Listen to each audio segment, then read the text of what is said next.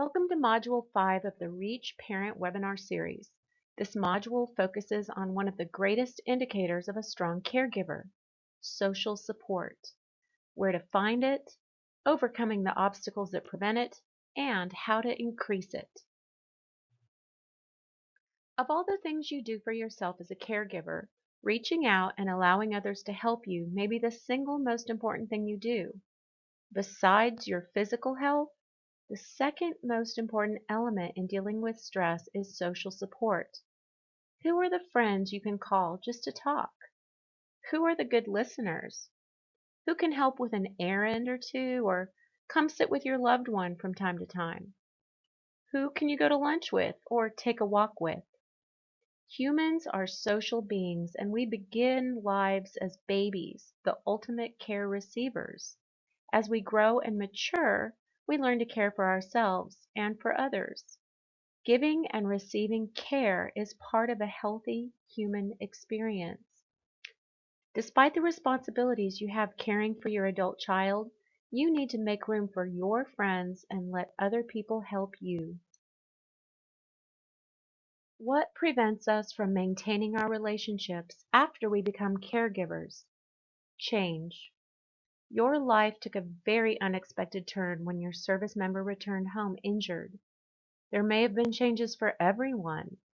Your routine was disrupted, your job may have been disrupted, your social life may have been disrupted. Your relationships with other family members may have been disrupted. Change is stressful. If you are fortunate, your friends have remained close and ready to help. But this is not always the case. Depending on the degree of your adult child's injury, your friends may feel uncertain about how to help. They may want to respect your privacy. They may be afraid of saying the wrong thing or upsetting you. Many people mean well, but because they are uncertain of what to do, they do nothing. You also may have given the impression that you do not need help when in fact you do. One barrier that can stop us from reaching out to our friends is depression. You may feel so sad that you don't feel like seeing other people, much less getting help from them. You may have withdrawn into yourself and shut people out. If this is the case, you need to fight this urge. Maintaining friendships is part of what helps us to be mentally healthy and greatly reduces the impact of stress on our lives. You may feel as if you have no energy to socialize or that no one can possibly understand what you are going through. They don't have to. Your friends can listen and talk and support you without being able to relate. You may feel isolated by your experience and jealous that your friends' children are whole and healthy. All these feelings are normal, but you need to look past them and reach out. Depending on the degree of your loved one's injury, you may be homebound much of the time. You can still reach out, call your friends, email them, or use social media to keep in touch. There are numerous caregiver support groups available online, some with live chats.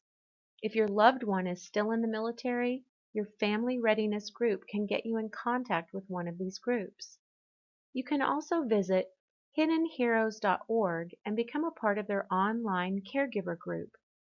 Moderated by other military caregivers, they provide support, ideas, advice, and share resources. Health.mil online can link you to monthly virtual peer group meetings as well as a caregiver resource directory. If your loved one is a veteran, check out the VA's caregiver support website for resources. The VA's caregiver support line hosts monthly caregiver support education groups. If you belong to a worship group, let them know how they can help. There are often members who are happy to come and sit with you or give you a break. If you accompany your loved one to doctor's appointments, you may meet a lot of people in waiting rooms who are in situations very similar to yours. Be brave and introduce yourself. Most military or VA hospitals also have caregiver support offices that can refer you to support groups and counseling. Sometimes sharing a phone number with the right person can strike up a great supportive friendship. You may have knowledge and experience and ideas that other caregivers need or be the understanding ear they need. Helping others can help relieve stress. It helps you feel more resilient and more confident in your skills. Make a list of people who have offered to help or who you know would help. Make a list of tasks that you feel comfortable having people do for you. Shopping, laundry, writing thank you notes, pet care, child care, cooking meals, or even making phone calls for you. Be clear and specific about what will help. Simply saying, I'd love you to visit sometime, will not get concrete results. Saying, can you come over for lunch on Saturday? Will. Saying, if you could help with the car, that would be great. This is not concrete. But asking, can you take the car for an oil change this week? This is concrete. Keep a list of phone numbers. If you go to doctor visits with your loved one, ask the doctor for his or her card. Ask the nurse or nurse practitioner as well, as nurses are often much easier to contact. By having the business card, it will help remind you of which doctor is responsible for which issue. Don't forget pharmacy phone numbers as well. When you make calls, write your questions and concerns down in advance. If there is a new or worsening symptom, write down specifically what it is, what the change is, how long this has been happening, and to what degree. If you leave a message, make a note of the time and day and with whom. If you speak to someone, write down what you were told. Repeat back any confusing information to clarify. Having a record of your communication and who to call for help can be invaluable. You can also get a lot of your questions answered online. The following are VA websites that focus on specific issues and injuries. They provide education about common problems and contact phone numbers as well. Feel free to write down any you feel can offer you assistance. This list of resources will also be available at the end of the webinar series.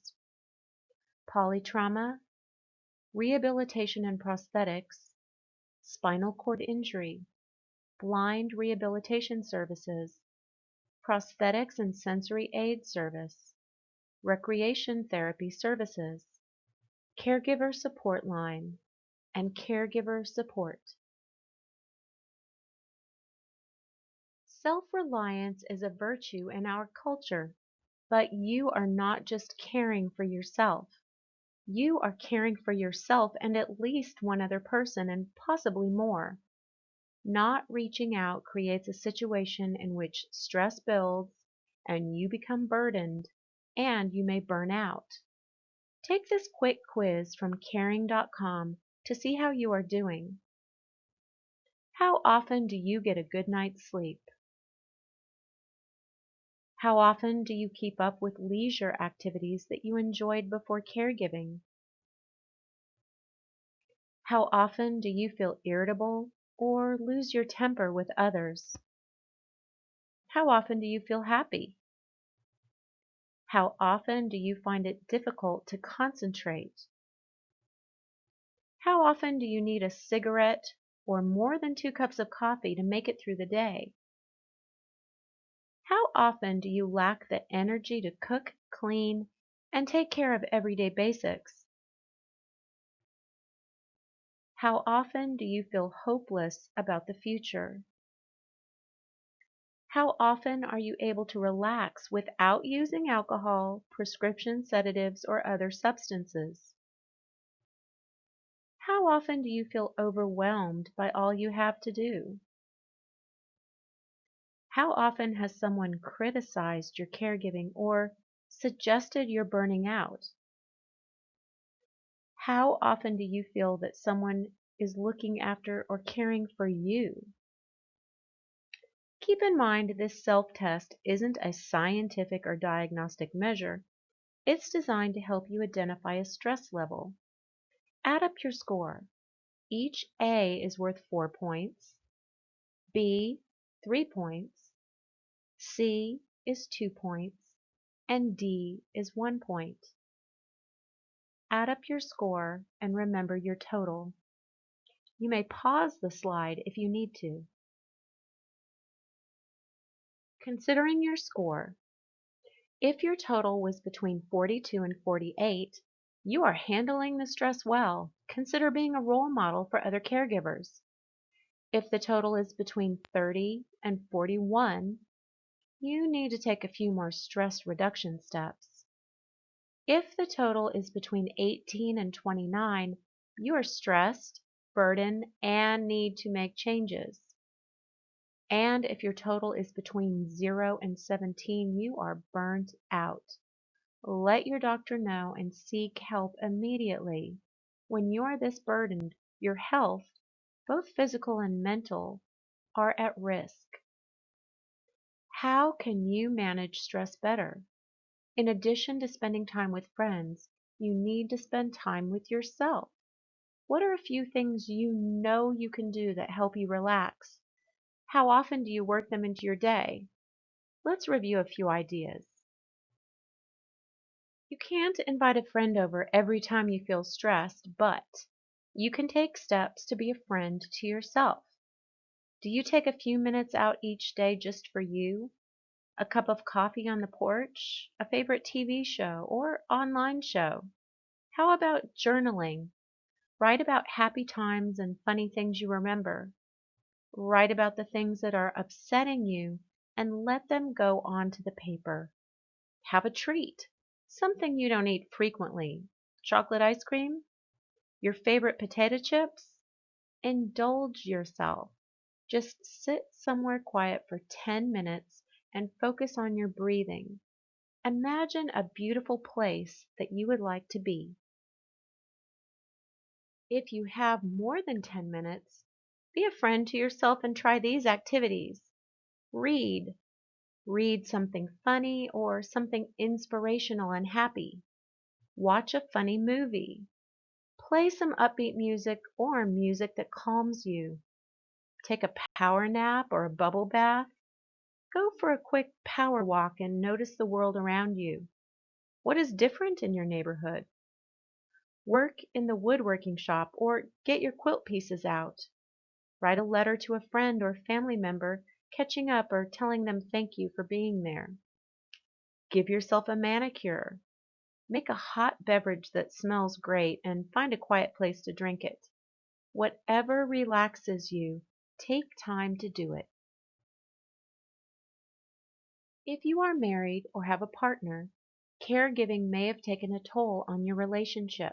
This is common. Having a strong marriage or intimate relationship can make you a better caregiver and can have greater outcomes for your adult child's recovery. The two of you may have come to feel disconnected because energy that used to go to your relationship now goes to caregiving. And this is normal but cannot stay this way. You need to reconnect and nurture your intimate relationship. But how? You and your partner may not have brought up the strain caregiving has put on your relationship. You may feel selfish bringing it up. Don't. Talk about it. Recommit to each other. Remind each other that you love and are committed to one another and be proactive about finding alone time together. Be positive. Talk about any good things that have happened since your adult child came home. Have you been a good team together? Do you feel closer because you have shared this experience? Do you appreciate or admire your partner even more? If you find that the distance between you is difficult to talk about, see a couples counselor. A therapist can put you back on the right track to keeping your intimate relationship strong. Having realistic expectations of your intimate partner and for yourself is important. What are you both comfortably capable of doing to maintain the relationship and to help each other through this? What roles have you each taken on since your loved one's injury? Talk about the changes and your feelings. Be honest. Instead of being disappointed in each other, work for change and supporting each other. Remember, people cope differently, and it's easy to misinterpret behaviors in a time like this. Are you taking time out to enjoy each other's company? If not, plan it. Reintegrate some of the enjoyable activities you did together before caregiving began. Go out for a date. If you can find someone to spend the night with your adult child, if needed, do so and have a quick getaway with your significant other. Schedule time in your week for each other. Make it happen. Set some goals for this time and goals for your relationship. Schedule your time together on the calendar the way you would a doctor's appointment. Talk about goals. What are some things you'd like to do together or places you'd like to go together? Plan for them. What are steps you can take to make these things happen? Create a timeline for the steps and write them down. You can each check things off the list as they are accomplished. Be future oriented with one another. This is part of commitment. You need to get out of the house if you are not already. A change of scenery, fresh air, sunshine, even a drive can be mood lifting. Go take a craft class. Go to lunch with your friends. Go to the gym or a local play. Do things that refocus your attention elsewhere and get you around other people and out of the house. Even if you can only manage it once a week, make it happen. Make calls, plan your outings, and put them on the calendar. Go to a friend's house for coffee. Go to your place of worship and try to stay involved in groups you enjoyed before your loved one returned home. You may want to take your son or daughter out with you, but feel uncomfortable or apprehensive about it. Your loved one may be unpredictable now. If he or she is struggling with PTSD or TBI, cognitive changes and emotional outbursts may be difficult to handle. Your adult child may be struggling with depression and not want to go out. Socializing is just as healthy for your adult child as it is for you. Don't push too hard to get them out, but don't give up either. Your adult child may feel they have nothing to talk about with others who are not in the military, or uncertain about how other people will react to his or her injuries or changed state. Talk about it. Reassure your adult child that things will get easier. Encourage him or her to join you and tell them that you would like that. You can talk to friends and neighbors about uncertainties and let them know what to expect. This can make the inevitable first meeting much easier for everyone. Are you not getting out with your loved one because of mobility issues? Talk to the healthcare team and plan ahead. If you need to transport a wheelchair, consider this. Consider parking, ramps, and other options for making it easier to go out. By law, public places must be accessible, but knowing where everything is in advance and making a few phone calls before you go can help things run smoothly. Have people over. When you feel ready, invite over a friend or two. Invite your adult child's friend or your own. You can prepare your visitors ahead of time about what to expect to help put people at ease. You can let them know what might go wrong and can let them know how you'd like to handle it if it happens. Planning an easy distractor can be good too. Invite people over to watch a ball game, have a barbecue, or watch a movie if you think this will help people relax. The initial visits can be the most awkward for some people. Others jump right in and pick up where everyone left off before the injury. Remember, socializing may be tiring for your loved one. Monitor this and allow them to dictate how much time they feel good about. Talk about the successes of any social visits you share. Let's say you had people over to watch a game on TV, or the two of you, you and your loved one, visited a friend. Someone makes a thoughtless comment and an awkward silence follows. A car backfires and your loved one has an outburst. When stressed, your adult child may shut down and stop conversing with others. If this happens while you are out, excuse yourselves, leave, and go home. Once stress sets in for your loved one, it's usually best to get to a comfortable, safe place. When a social visit doesn't go well, take a break afterward and then talk about it with your loved one. What happened? How did it make him feel? How can you change it for next time? What would have been better? Learn from the events that don't go well and make changes each time so that problems can be avoided and so that your loved one becomes more comfortable with each social visit. If your loved one is struggling with a physical disability or cognitive or emotional issues, you may feel very uncomfortable leaving him or her home alone. Find a friend or family member or a respite provider at the hospital to help you get out of the house and see your friends. You may feel you don't have time for this, but your health is important. You need to find time. Tell the person who's going to stay with your son or daughter ahead of time what to expect, what your loved one's routine is, what may be needed or not needed. Some injured military do not want help from outsiders or do not want people feeling sorry for them. Prepare other caretakers for issues like these. Let them know what your loved one can and cannot do and leave your phone number and any other important phone numbers just in case.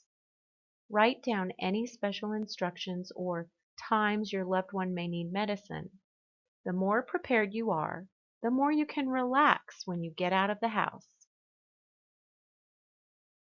Before we conclude, consider visiting any of these online resources that provide support and assistance for both you and your loved one.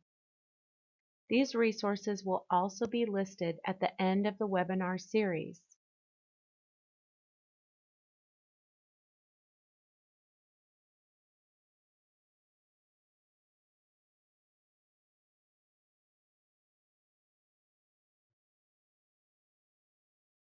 Caretaking is difficult and important. As your son or daughter recovers, it is important to focus on your health as well. Besides taking care of your body, reaching out and spending time with friends and other loved ones is the best thing you can do for yourself. It alleviates stress, creates a support system for you and your adult child, and helps you feel emotionally connected and supported during difficult times. Let other people help you, and when necessary, get professional help. See a counselor, apply for respite care, and make it a point to take care of you. At the beginning of the module, you were asked who you would call if you needed a break or just someone to talk to. Can you think of any other additional people or options you have? What are things you can do to improve your social life today?